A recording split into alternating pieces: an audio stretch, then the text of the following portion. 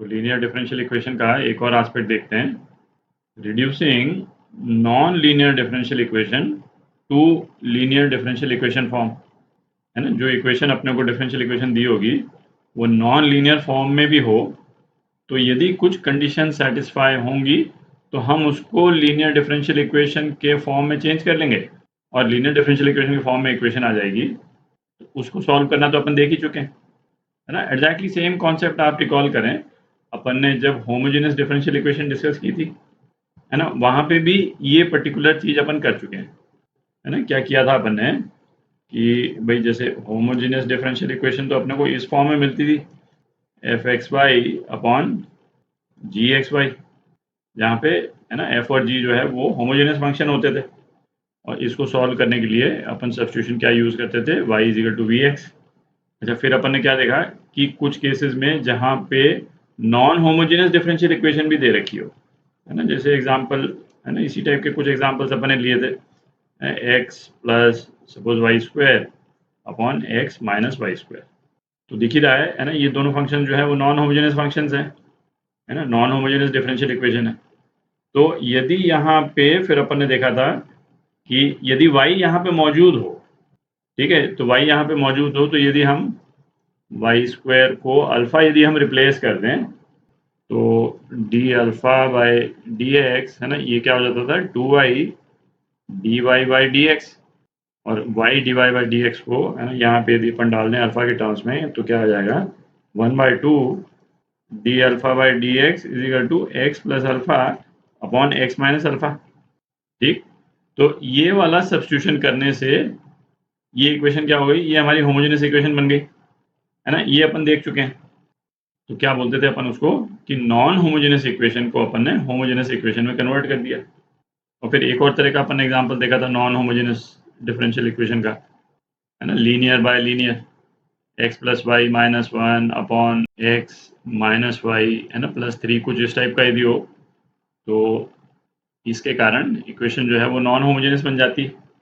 और फिर अपन कुछ सब्स्टिट्यूट करके इसको होमोजेनियस में कन्वर्ट कर लेते हैं, है ना। एग्जैक्टली सेम कॉन्सेप्ट है यहाँ पे कि अपने को दे रखी होगी नॉन लीनियर डिफरेंशियल इक्वेशन, पर यदि कुछ कंडीशन सेटिस्फाई होती हो, है ना, उस केस में हम उसको लीनियर डिफरेंशियल इक्वेशन में कन्वर्ट कर सकते हैं। जैसे इस वाले केस में भी, है ना, कुछ कंडीशन सेटिस्फाई होनी चाहिए, जैसे यहाँ पे y का होना जरूरी था, है ना, यहाँ y नहीं होता तो इसको अपन कन्वर्ट नहीं कर सकते थे। ठीक, तो अब इस वाले केस में अपन देखते हैं कि किन कंडीशंस में हम नॉन लीनियर डिफरेंशियल इक्वेशन को लीनियर में कन्वर्ट कर सकते हैं। ठीक, तो उसको देखते हैं। तो लीनियर डिफरेंशियल इक्वेशन जो है वो किस फॉर्म में होती थी, d Y by D x plus p x into y is equal to q x, है ना, इस फॉर्म में होती थी। और फिर हम उसको इंटीग्रेटिंग फैक्टर यूज करके हम उसका सॉल्यूशन निकालते थे। तो जो मैंने अभी कहा कि कुछ कंडीशन सेटिस्फाई होनी चाहिए नॉन लीनियर डिफरेंशियल इक्वेशन को लीनियर में कन्वर्ट करने के लिए, तो वो कंडीशन क्या है उसको देखते हैं। तो वो कंडीशन जो है वो ये है, आप देख रहे हैं, जो ये वाली डिफरेंशियल इक्वेशन है इसमें ये वाला पोर्शन, ये वाला पोर्शन और ये वाला पोर्शन, ये तो लीनियर डिफरेंशियल इक्वेशन से सेम ही है। पर यदि पी एक्स के साथ में अपने पास में एक y का फंक्शन हो और d Y by D x के साथ में ये जो y वाला जो फंक्शन है उसका डिफरेंशियल हो, आप देख रहे हैं, तो हम क्या करते हैं, अल्फा को एफ वाई पुट कर देते हैं।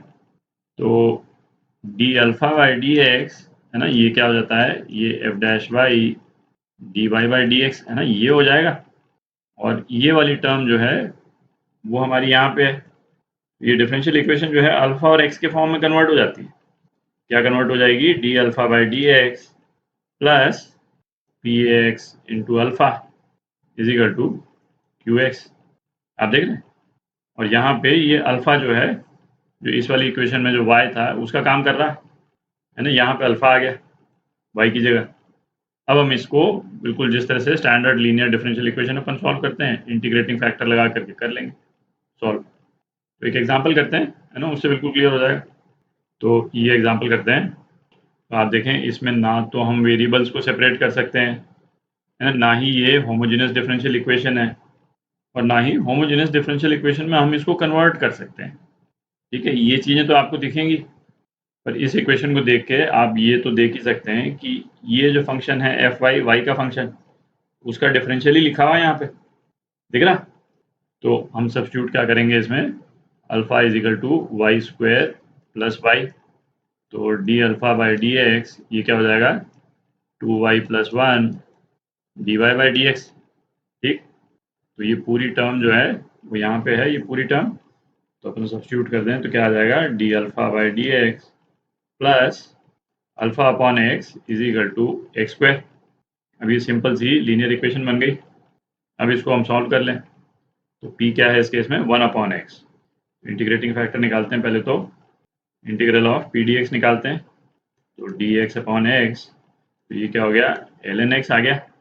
इंटीग्रेटिंग फैक्टर क्या होगा, E raise to power integral of P D X, ये क्या हो गया, E raise to power L N X is equal to X. ठीक, अब हम इसका सॉल्यूशन लिख सकते हैं, है ना, y की जगह यहाँ पे अल्फा है, तो alpha into integrating factor alpha into X is equal to integral of integrating factor x into Q X D X, तो ये क्या हो गया, alpha x is equal to X cube by 3 plus C, X to the power 4 है, X to the power 4 by 4 plus C. अब alpha की value डाल दें, है ना, y के टर्म्स में अल्फा क्या था, Y square plus Y X is equal to X to the power 4 upon 4 plus C. ठीक, तो ये आपका आंसर